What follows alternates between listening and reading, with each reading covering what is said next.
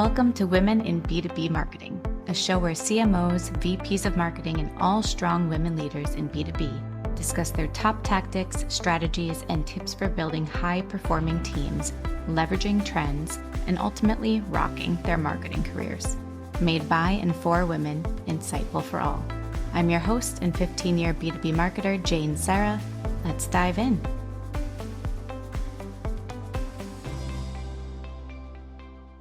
All right. Hi, everybody. Thank you for joining us today for another episode of Women in B2B Marketing. And today we have with us Lisa Vecchio, who's the Global Senior Director of Integrated Marketing at Aircall. And she's going to dive in today with us all about integrated marketing and the international side of things, because she's a world traveler and liver, and I'm excited to dive into that selfishly. But thank you for joining us, Lisa. No, thank you, Jane. I'm very excited to be here, and what a welcome. So no pressure to live up to that glowing introduction, but thank you for having me. Lisa's living my dream life and marketing, professional, personal world combined. Avid foodie and traveler just like myself. So definitely excited to tap into that a little bit. But before we dive into those two main topics, I'm curious, how did you find yourself getting into B2B marketing to begin with? I love this question, and having listened to your podcast, I like that you kind of start every episode with this. It's probably twofold answer. One, I like to say that I'm a marketer by design, but not necessarily a B2B marketer by design. So I just to kind of take you on that journey, I think we all can appreciate the pressures of, if you've gone to college, kind of like, okay, this is expensive. I've got to do this within X amount of time. And then I got to have like my whole life ahead of me. And so, when I went to school, I definitely felt that pressure. And so, not to age myself, but I walked down to that registrar's office, whatever it was, and I pulled all the catalogs down, and I was like, hey, science, like, no, engineering, like, no. Yeah. And I took a step back, and I just was like, what do I like doing? Like, how can I live my life doing something I enjoy? And so I focused on kind of like three areas. One is, when I was young, my parents used to be like, you should be a lawyer, because you're always just kind of negotiating and pushing for your own agenda to a degree. But looking at the courses for that, I was like, no, not for me. Tort law and contracts. Yeah. No, thank you. It's a little bit more complex than just, winning the argument. Yep. Then there was like the event side of things. I'm a super social person, right? So whether it's like event planning for someone's birthday or the next trip, I was like, oh, how do I make a living around that? And then the third is that I like storytelling, and I like talking to people. I always thought, I'd love to be a writer, but like was a little intimidated of like, would I be a journalist, right? So I took kind of all of those things, and I found this like mass communications PR major, and I was like, let me try this. Like, this could be really cool. And that's kind of how I ended up in marketing. And I will say it's still quite true today that I'm a marketer by design. It's all the things I enjoy doing, but turned into a profession. On the B2B side, I'd say that I think it took me a while to swallow that, like, actually, I love being a B2B marketer and I'm proud of it. And like, there's a whole universe there that I can really own in my profession. But I just being honest, I don't know about you, but you don't realize that right away when you're younger. You're going, where are the cool brands? How do I work on the cool stuff? Yeah. You think Super Bowl ads on TV. Yeah. And like early in my career, I was in product marketing, I was in field marketing, but those things weren't called that then. I just was like, is this real marketing? So more or less, all of my jobs have been rooted in B2B, and now I fully embrace it and I love it. So it was by default, and then now with a passion and a rigor to kind of continue that throughout the rest of my career. Yeah. And how did you fall into integrated marketing specifically? And what can you also just kind of explain what that means for you? For me, yes, I can't say I'm the textbook definition, but for me, it's about being really conscious about telling a consistent story across all of your channels. So you think about the marketing mix, and you've got a narrative or a story or a campaign or a program that's really built from the top, and then you think about how you bring that to market in a consistent way. So you've got all your teams rowing towards a shared goal and a shared message. That message is being pushed down across email, PR, paid social, your webinar programs, your event talk tracks, your C-suite messaging. You've got these core themes that you can really, really integrate, and it makes your annual or quarterly planning a lot easier as well, because you're not having this bottoms up approach with teams kind of making stuff up. You're actually centralizing all of that around these core go-to-market messages. So that's integrated marketing. In my mind, it's easier maybe explain than in practice when you're trying to pull together a large marketing organization. Yeah. Yeah. I wonder, because integrated marketing at the surface level, it makes so much sense and things that you have to have alignment and break down the silos, right, between all of the teams. I saw this a lot when I was in the agency side, right? We had an integrated media team because basically their role was to be the glue between all of the other divisions and channels. But I haven't seen it as much internally in internal teams. So I love that that's becoming more of a priority. But why is it so important for this to exist? And why should this be at something with more internal teams for that alignment and consistency?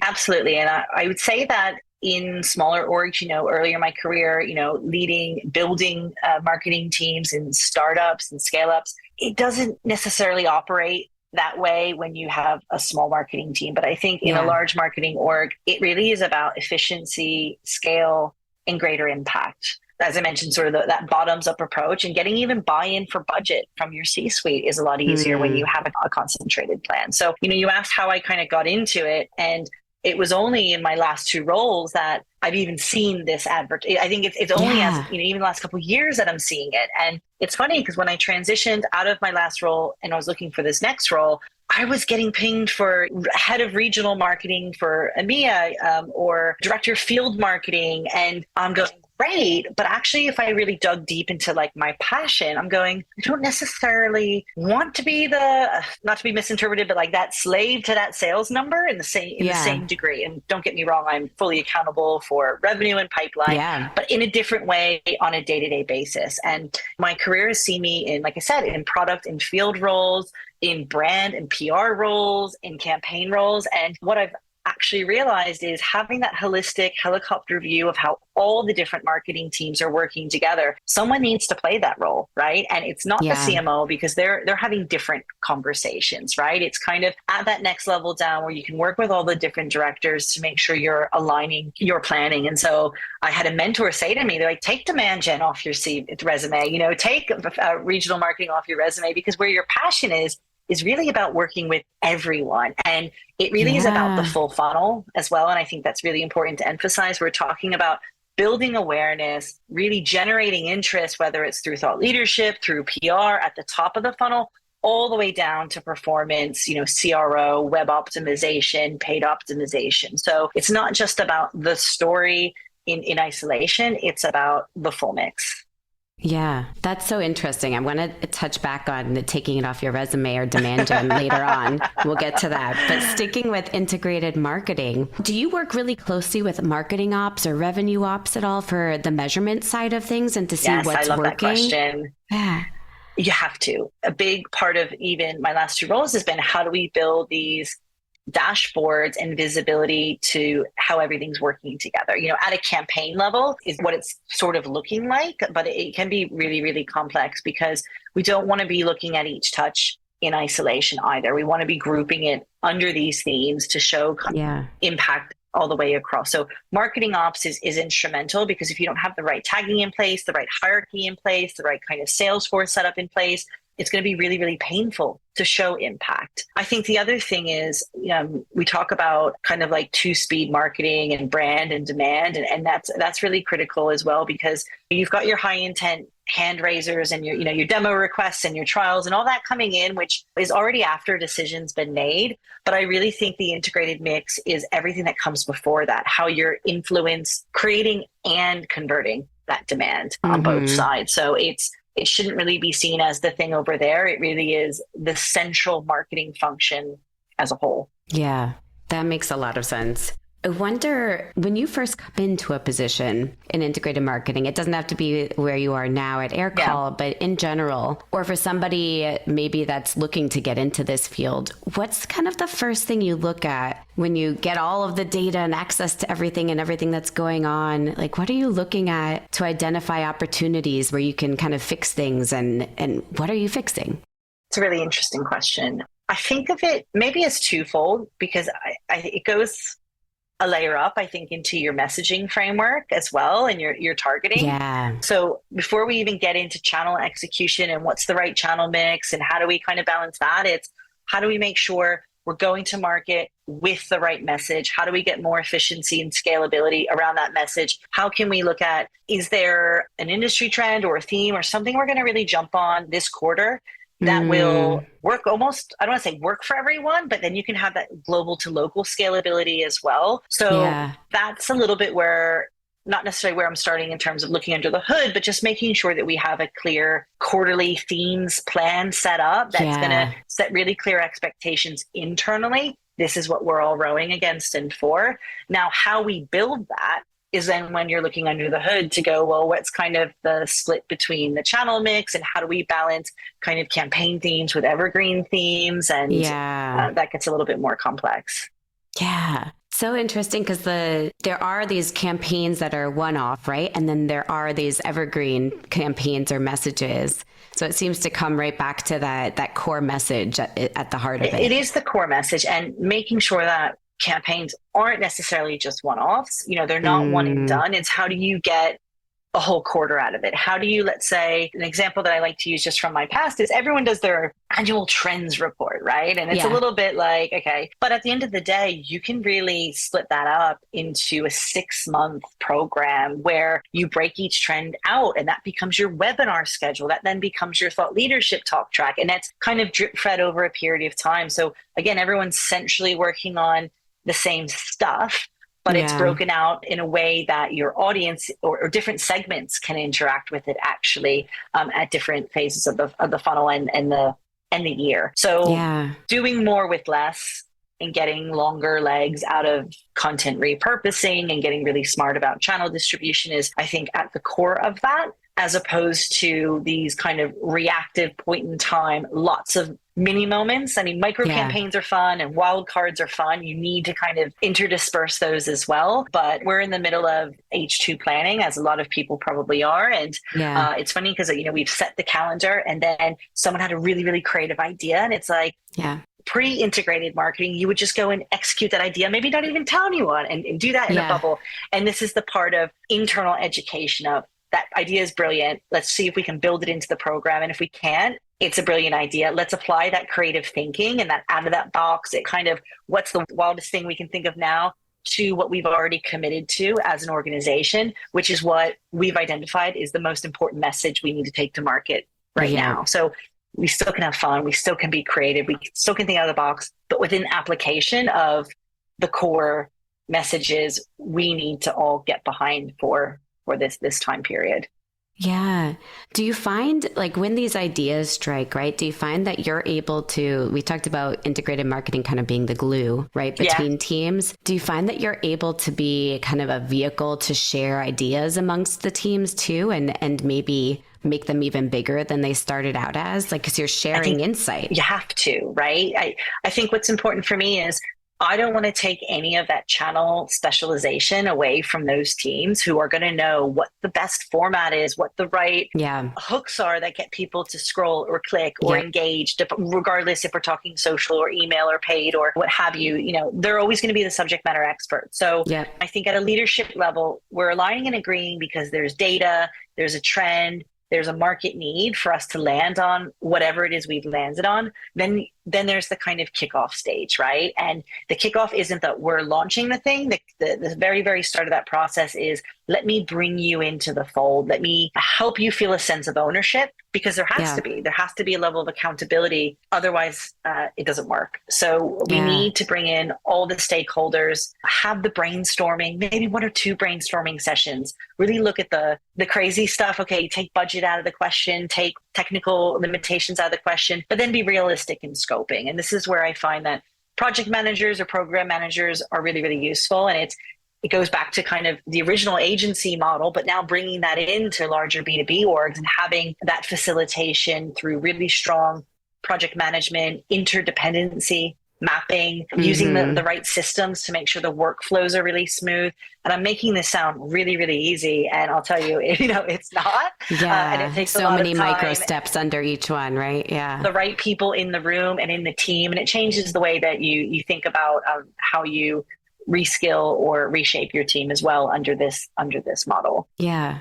But I love it because I just love when you see then your work in market and, everyone again is singing the same song consistently, and you can really feel the impact if you were a prospect or a customer kind of having that exposure. Yeah. It sounds like, just like you said, your career is marketing by design, right? And you very strategically planned out what is a fit for you, which is amazing. And I will get back to that too. But it seems like very parallel to that as leading the integrated marketing, you're doing the same, right? You're building out, like you're being very strategic about what you're putting out there as a brand with all of these channels or through all of these channels. So what do you do when, like, the past 3 years have just been crazy? I was going to say chaotic and crazy at the same time. You need a merge of the two words, but it's not done. What is going on out there? What's going to happen next year? Knock on wood. It's always something. But how do you pivot when things are just so strange, or there's something that just like the economy is just so different right now? And how do you, maybe your original planned message for the year doesn't really fit anymore? Like, what do you do if something like that happens?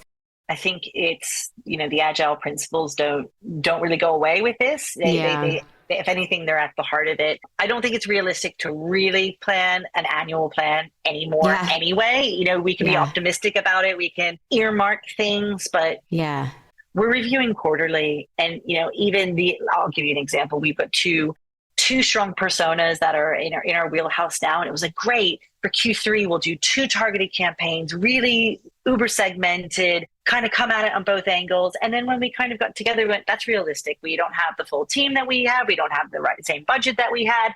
And actually, from a capacity standpoint, how can we combine some of these ideas through the brainstorming session that we had? There was some amazing ideas, and actually went, kill 2 birds with 1 stone, just be really smart on the executional end of it. So it's still segmented, that so the right messages are landing where they need to, but we don't necessarily need a million big ideas. Maybe we bit off more than we can chew. And I think that's a good example of reacting to the times. And if anything, the theme evolved from being more of a kind of pain point oriented kind of campaign to actually sustainability during these challenging times, because that's the topical moment right now. And we need to support our customers in this moment. So I think that speaks really well to the question. Yeah, for sure. And retention and sustainability seem to be how everyone had to pivot this year, because that's what we're seeing even ourselves, right?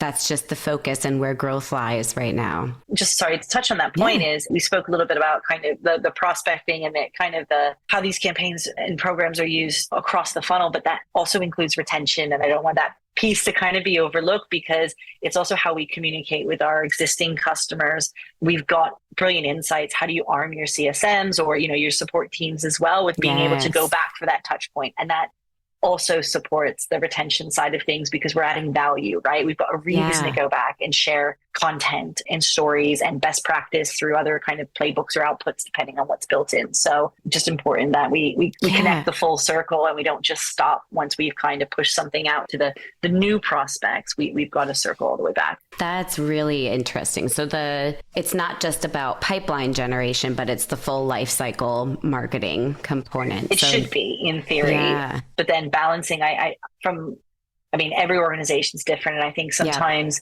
customer marketing can be on an island, and it's about bringing them into the fold so that they're not. Yeah. And there's so many more insights you can gain. So this is inspiring me. It. Yeah. Like they should be bringing those ideas in the front during the brainstorming. We need them, right? Because they're hearing it from the front line. Exactly. So integrated marketing really is such a powerful term, because it's integrating all the channels, yes, but also all of the teams and the stages of the customer life cycle. So interesting. Now, I'd say I'm still trying to explain it to the C-suite. So that's the hard part of why did we reorganize like this? And what is your team doing? But I think words like the glue and the centralized planning and then the efficiency and impact are working as part of the education piece I'm working on. But it's maximizing performance and visibility and identifying winning pieces from each of these assets and sharing that amongst everybody to perform better. Right? Scalability. When you're talking to the C-suite and, end of year, planning for the new year, how do you show value for integrated marketing and the need for this? Are there certain metrics that you watch or the story that you can share? Timely question as I'm preparing my presentation for Tuesday, actually.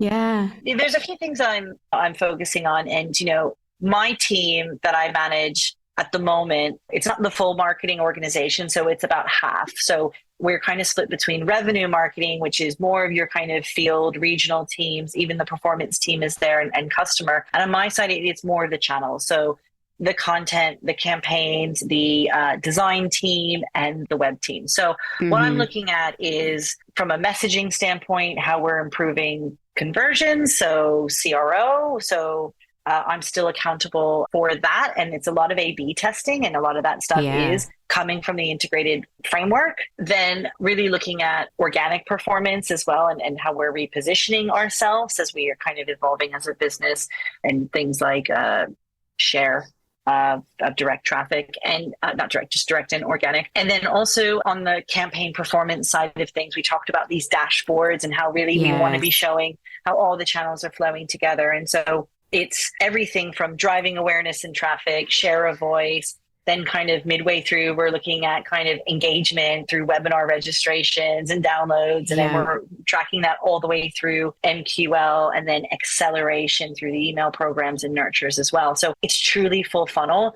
Okay, talking to the C-suite, they don't care about all of those layers, but I'm kind of, what I want to show and visualize is how all those layers ladder up to each other across the whole journey, because otherwise we're not just integrated. If I'm showing the top line number or the share of voice number, it's the full funnel is what's most, for me, important in terms of showing impact. So you're showing kind of influence from one channel to the next, and how that pushes maybe prospects through the funnel or customers through to the next stage, and balancing the not long term, but kind of the longer play demand gen creation side of things, and not just the performance closed one. For me, that's something I'm super passionate about, is getting that balance right between brand and demand and performance, and making sure that the team is doing everything to optimize. And going back to challenging times and reduced budget and all that, it is back to the basics. How are we making sure there's no extra friction, unnecessary friction, looking at messaging, all of that.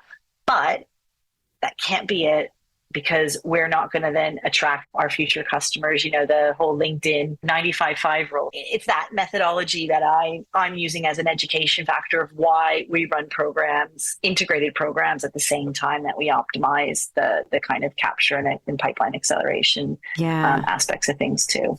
What do you see? Because I know right now everybody's struggling, and it's big testing. Like, I feel like it's split from who I've spoken to, actually. And 50% of marketers seem to be just sticking to tried and true right now and cutting testing. And the other 50% are all testing. Like, it's all hands on and like testing new pipeline drivers or channels. What do you see working right now in this crazy time where people are kind of split between the two options? Yeah, I'd say, I don't know if it's by choice or just by bandwidth.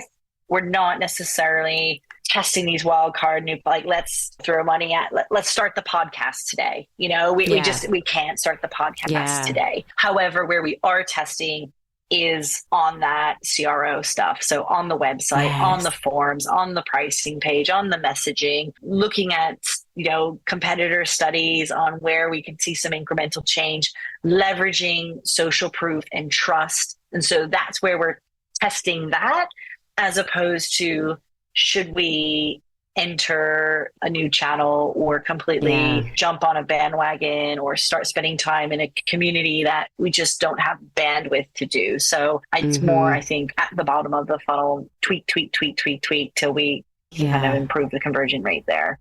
Makes sense. Testing within the channels that are working and just making them work X% better. Yeah. So cool. I want to go back a little bit to something you touched on earlier, where you said back to marketing by design, right? Your career. And you said you were working, I think, with a coach who said to remove demand from your resume and focus on what you love to do. It sounds like you're very intentional about what you want in your career and your next step and what, your path.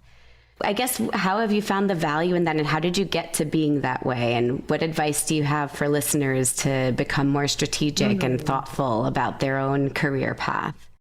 That's a really interesting question. I think everyone throughout your career, you're going to have a job. You're going to work for a company maybe you don't like, or have a job that you don't get fulfillment out of, or have a bad boss who makes your life hard. And so I think it's about learning from all of those experiences. I was made redundant at my last job. I had time to think about this next job when that piece of advice around, take this off and put on what you want. And I am quite tactical about it. Like I've got a spreadsheet, and take this advice, if with a grain of salt, I guess. But it was about being really specific. I had my kind of ideal good, like kind of sure, and then the hard no. And on the spreadsheet is 3 columns. And even within that, it was like, okay, titles, industries, leadership, both exposure and management experience, of course, salary, location, hybrid, but kind of every little aspect of things that influence your decision. But then I also focused on my skill sets, right? And they say kind of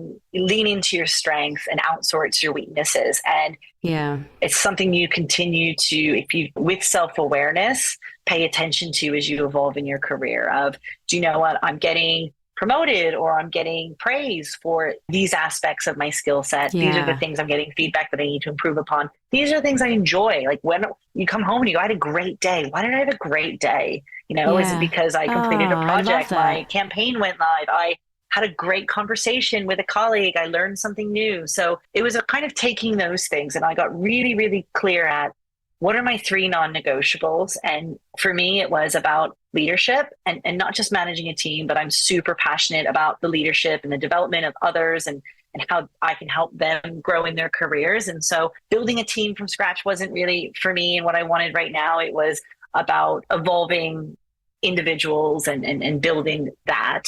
The global aspect has been super important and a critical part of my career and what I'm super passionate about. And the third one was, in the end, but it took a while to get here, was the integrated marketing.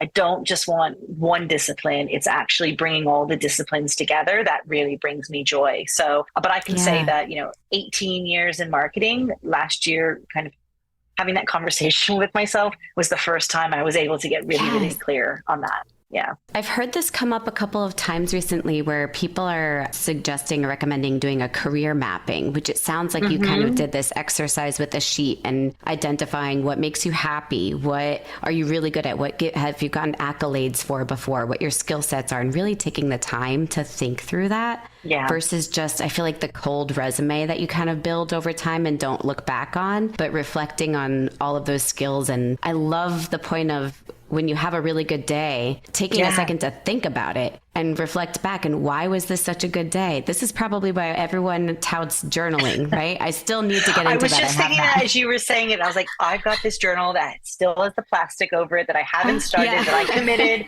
every day I would do it. And I'm still one day gonna try maybe this year's New Year's July resolution. 1st. Yeah. I think I was lucky this year as well, which might have been when the light bulb finally turned on, because we talked about this before, but I was accepted into this leadership program called the Marketing Academy. Yes. And it runs in the US, it runs in the UK and Australia. Every year they select 30 emerging leaders in marketing, and it's about self-discovery, discovery and self-awareness. Yep. And so I'm paired with these, directors, VPs from some of the biggest brands in the world. And that's kind of when you have that imposter syndrome, like, am I really in the right place? And then you realize everyone's a human.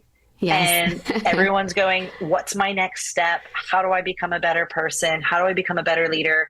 And I was lucky to have access to coaching and mentorship from some of the top CMOs in the world, really as part of this self-discovery. Amazing. And I think it's thanks to that I'm probably more clear than I've ever been, but I highly recommend anyone kind of going through that leadership journey, your kind of director to VP level, to have a look at the Marketing Academy program, because it's very, very life-changing in terms of getting true to who you are as a human and a leader. So yes, I love that. I started looking into this program myself after you and I first met. I'm going to link to it in show notes for everybody, because it's such an amazing elite program. So congrats on making it in and making it through. It sounds life-changing. Thank you. I think what's most life-changing, not just that self-discovery, was the people that I met as a grown up. It's very rare that you proactively go out to like find new friends. And then I've now made these lifelong friends who are marketers at the top of their game. And so if you want to go have a beer with someone or, breakfast, we can always talk about shared experiences, even if they're in advertising or B2C or a completely different world. Like we still speak the same language, which I don't have any other friends I do that with. So so hard. Yeah. I mean, finding a friend at all as an adult is so much more difficult, but especially those in marketing. I don't know if this is just subjective and just myself thinking, but I feel like there's a lot of like women in marketing. There's a lot of, you feel like competitive or combative, like a little bit sometimes. So I'm hoping a little bit through this show to break that down and enable more friendships and relationships to come about. But that's amazing. It's like you created your personal board of directors, right? Through this group. Well, they say that, right? Surround yourself with your kind of Avengers squad, if you will, of the people you need in life. And I love what you said, though, about kind of breaking down this like unnecessary competitiveness. Yeah. We are all here to ideally do great marketing, help our businesses grow and achieve those goals, and then be a guiding light to the people that we lead. And we should be embracing each other in that and sharing. There's no end to the climb. So take time to be kind and share. And to help each other out. Agreed. And I'd love to dive into too, before we run out of time, the global side of things. So not only are you a guru for all things integrated marketing, but also on the international side, if you could tell us a little bit about your journey, literal, physical, geographical journey, and how that has impacted like your marketing and targeting, who you're targeting, how, and also the personal side of things would be fun. Sure. This is a long, we don't have enough time for all. No, I'm just kidding for all of it. But I'd say that I've always been, self-classified as culturally curious. And when I was young, I was like, you know what, when I go to college, I'm going to study abroad because I think I can learn more from the outside world than I can on a campus. And I really just felt different while my friends were joining sororities and fraternities and very kind of insular within that life. I was just going like, ooh, what's like in Europe? What if I went to Australia? So I made that a priority as part of my kind of graduation path. And then after I graduated from college, I did a program called Mountbatten Program, which is a joint relationship between the US and the UK, where it's a postgraduate degree and work experience for a year. And I was working with Forrester Research in London, which was my true, back to your original question, B2B job. And I just fell in love with the UK. I made so many amazing friends here, and I got exposure to kind of,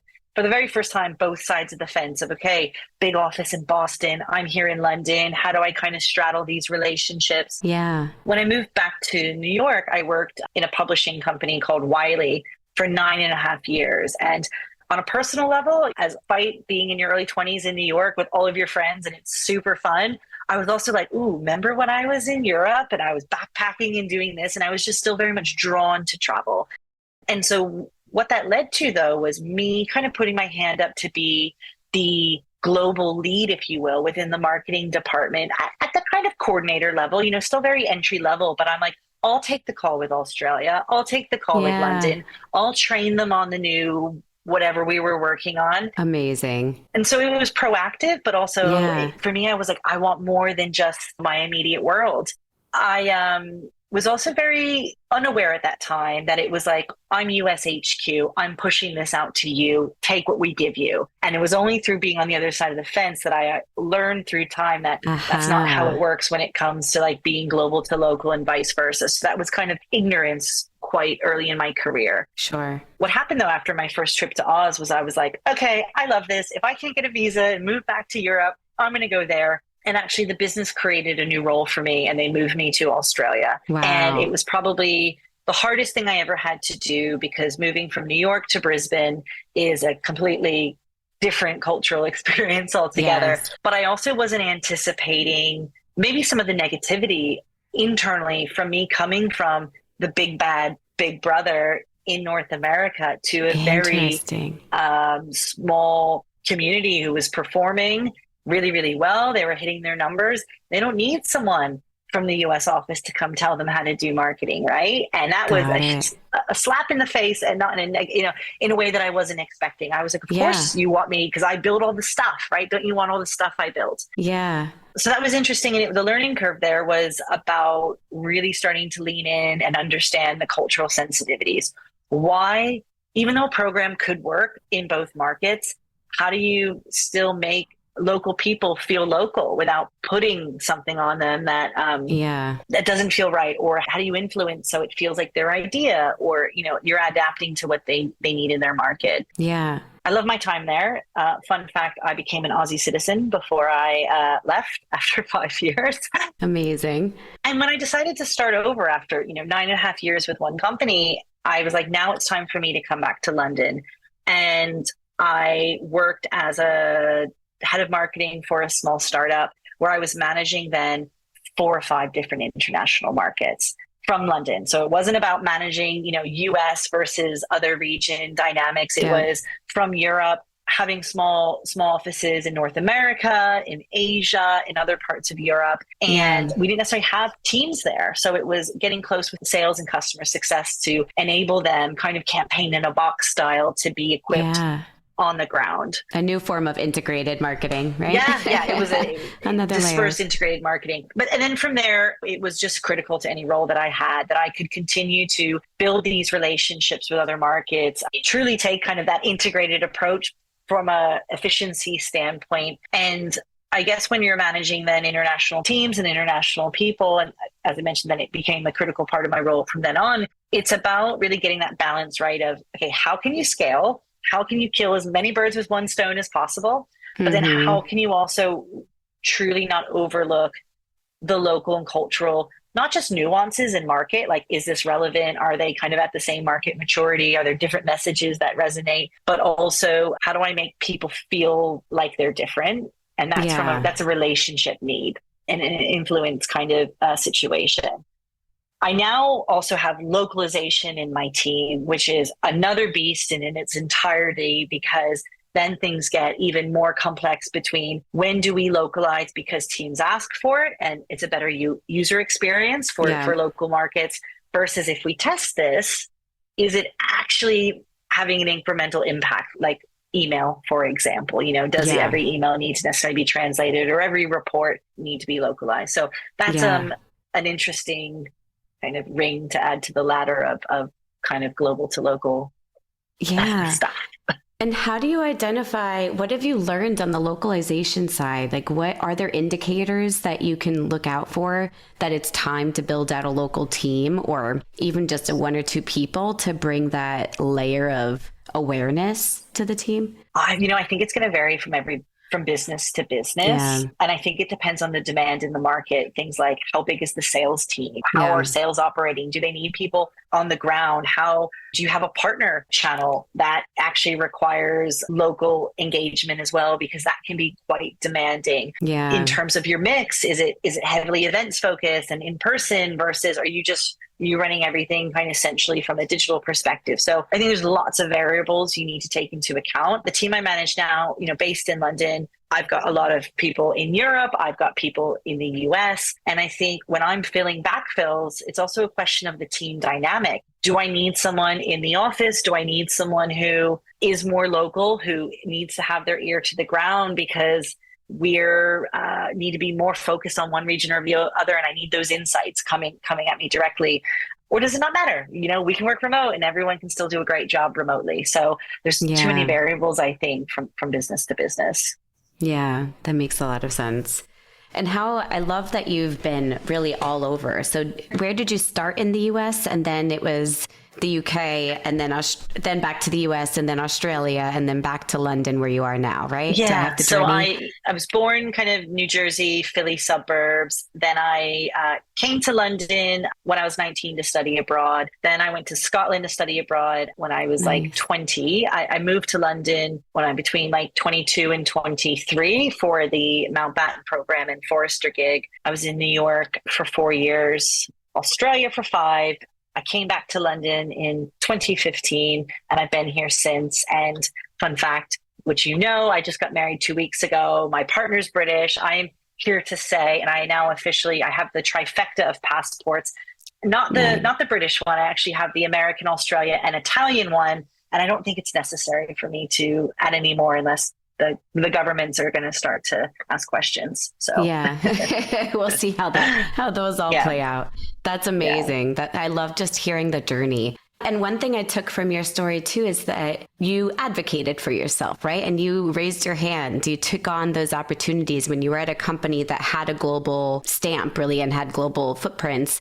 You took those calls with the international side of things. So starting to kind of get familiar with that and build experience and maybe build relationships. Was that a big factor in being able to get transferred or create a position for you in a new location? 100%. And thank you for acknowledging that. And for me, it's part of, I think, my own personal principles as well, because, you don't ask, you don't get, and you've got to also put the hard work in as well to get noticed. And I remember when I went out to Oz for the first time with a friend, I'm like, oh my God, I love it. I'm going to move here. And she's like, you're the only person I know in my life who you say you're going to do it. And then you just go figure out how to make it happen. You do it. And it is about problem solving. Aim your eye on the prize. You want to become a VP, figure out how to influence within your org. You want to go and start your own business or switch careers, like anything I believe is possible with kind of the right motivations. And talk about vision boarding. I've got a vision board from last year and I was like, oh my gosh, do I throw this away now? Because I've actually picked everything on my list, which is just really, really cool. I'd never done it before. And it was everything from personal to career stuff. I mean, I had Oprah up there right now. I think I'm Oprah on this podcast, right? I picked the box. Oh, love it. But it's silly things like that, right? It doesn't have to be the biggest thing in the world, but just making incremental change to become a better person and live a fulfilling life. And in your career, you've got to put that work in as well. Right? No one deserves to be sitting at a desk, coming home every day, hating life. Like, figure it out. Yeah. But no one's going to do that but you. Identify what makes you happy in every way: location, position, taking off demand from your resume, and having these guiding lights, and then work your ass off towards those goals. And it doesn't mean there's not going to be bumps. It's not, completely going straight up. You're going to have the squiggly bits in between. But I think the reward of personal growth is worth it on the other end. So. Agreed. Well, this is perfect timing for my wrap-up question that I like to ask, and that's, what is one piece of advice? We just kind of dumped a ton, but what is one really cohesive piece of advice that you would give your younger self just starting out? I mean, it honestly feels like she had her shit together from the get-go, so maybe you don't need to give her any advice. No, do you know what? I thought about that and I was like, okay, try everything. And I really do believe I tried everything. I did all the internships. I was like, okay, how do I figure this out? Which probably led me to integrated, right? Because I got my hands across a lot. But I think it's to not put so much pressure on yourself to climb. And as I kind of had that internal light bulb moment last year about what I really think my strengths are and what I thrive in, it's also that I don't necessarily need to become the CMO. And that's okay. You've got to get to a point where you're going, am I happy in my personal life? Am I enjoying what I'm doing every day? Am I earning enough to not have to sweat about it, right? Yes. And you know what? That should be enough. Turn your computer off at the end of the day. Go sit in the sun. And for me, that's what I wish maybe I wouldn't be as successful if I didn't put all that pressure on myself before. And I still have X amount of years of living to do, after this. So I haven't hit my peak, but I think it's to not put as much pressure on throughout each of these kind of stepping stones. I love that. Do you think that your traveling has also helped you come to that realization? Because I feel like in the US, at least big cities in the US, right? It's this grind. But then as you get exposed to other cultures and this better balance of life, and yes, still working really hard to achieve your goals, but for living, for your life, and to have that. Do you think that your travels have impacted that? I think 100%. Even my time, I know we're kind of short here, but when I was in Australia at one point, I'm like, you know what? I'm going to quit my job and go traveling. And my dad's like, no, you're not. Like, of course you're not. And I'm like, but do you know what? I see tons of people do it. But I can get another job. I know I can get another job. Yeah. I'm not unhireable. And after there's this kind of, no longer do you work for the one company for 20 years. It's okay to try new stuff. And you don't like it, go get another one. if you've got the right skill set and you're hireable, take time for yourself, take 6 months off in between, not if you can afford to, but budget so that you can afford to when the time comes. Again, make these opportunities for yourself. And I do believe, going back to your question, that it's only through exposure to other cultures and people and finding happiness through those conversations that you can start to carve out that time for you. And open up your eyes to just new ways of living. I love that. Thank you so much, Lisa. You've definitely opened my eyes to a few things I want to change on the integrated marketing side myself. And then second, just giving me back my travel bug. I need to get back out there and meet more people and expand, broaden my horizons. It just helps you across the board. Well, when you're next in London, and anyone listening, feel free to connect with me on LinkedIn. We can go have a coffee. I'd love to hear about your stories as well. And so thank you so much for listening to mine today. Love that. Thank you so much, Lisa. I'll put your LinkedIn in show notes for sure, and anything else you'd like for me to share. But thanks everyone for listening. This has been so much fun. All right. Yeah, likewise. Thank you. And everyone who's listening, like, review, share with a friend. If you found anything helpful, write a review, comment. It all helps us get more exposure, more listeners to the show. So thank you. And thank you, Lisa. Thank you.